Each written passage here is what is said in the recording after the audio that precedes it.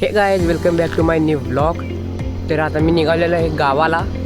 तर आता वाजल्यात 12:43।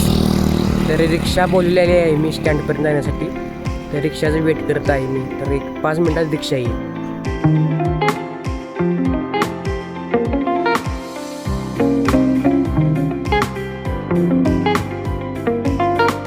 मित्रांनो आपल्याला एस टी तर काय अजून आलेलं नाही। एक 20 मिनिटं लागतील। आपण बांबोड्याच्या स्टँडवर फिरत आहे, तुम्ही बघू शकता।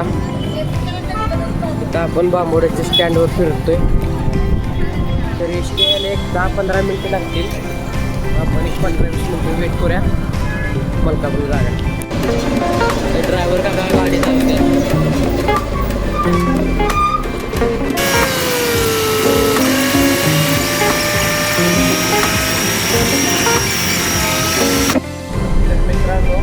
मलकापूरच्या बस स्थानकावर आपण आता पोहोचलेलो आहे।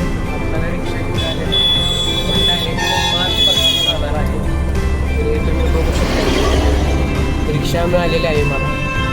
तर आता डायरेक्ट आपण मानपर्यंत आपल्या घरात भेटू। बाय।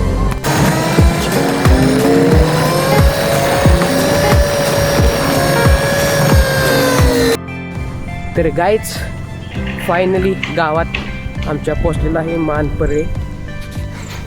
हे तुम्ही बघू शकता, पुढे घर आहे बघू शकता। तर गाईज घरामध्ये आपण आलेलो आहे, हे तुम्ही बघू शकता। तर हे बघू शकताय तुम्ही भाऊ आपला। तर मित्रांनो मानपरेमध्ये यात्रा असल्यामुळे तर ते बैलगाडा शर्यतीचं आयोजित केलेलं आहे। तर हे तुम्ही बघू शकता, हे बैलगाडाचा असं रूट आहे, एकच रूट केलेला आहे पण जबरदस्त रूट असं मानपरेमध्ये केलेला आहे। सर्व प्रकारचे बैल इथे आलेले आहेत। तर बक्षीस पहिले HF डिलेक्स आहे। तर तुम्हाला आता दाखवतो बैले कशी पळतात ते।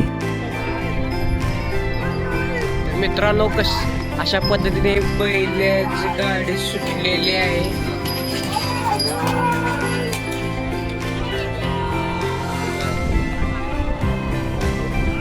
मित्रांनो आम्ही फिरत आलेलो आहे पालेश्वरच्या ठिकाणी। तर हे तुम्ही मागचा नजारा बघू शकता। तर अशा ठिकाणी आम्ही पुलावरून निघालेलो पालेश्वरला जाण्यासाठी।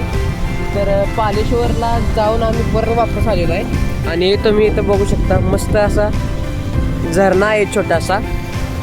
आणि आमचं उद्या प्लॅनिंग ठरलेलं आहे की विशालगडला जाण्यासाठी, कारण इथनं फक्त 7 किलोमीटर आहे विशालगड, पावनखिंड सॉरी।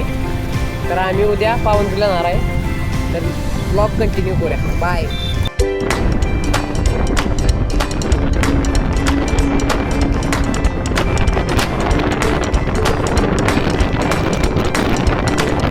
कसा वाटला तुम्हाला आजचा व्हिडिओ? आवडला असला तर लाईक, शेअर अँड सबस्क्राईब करा।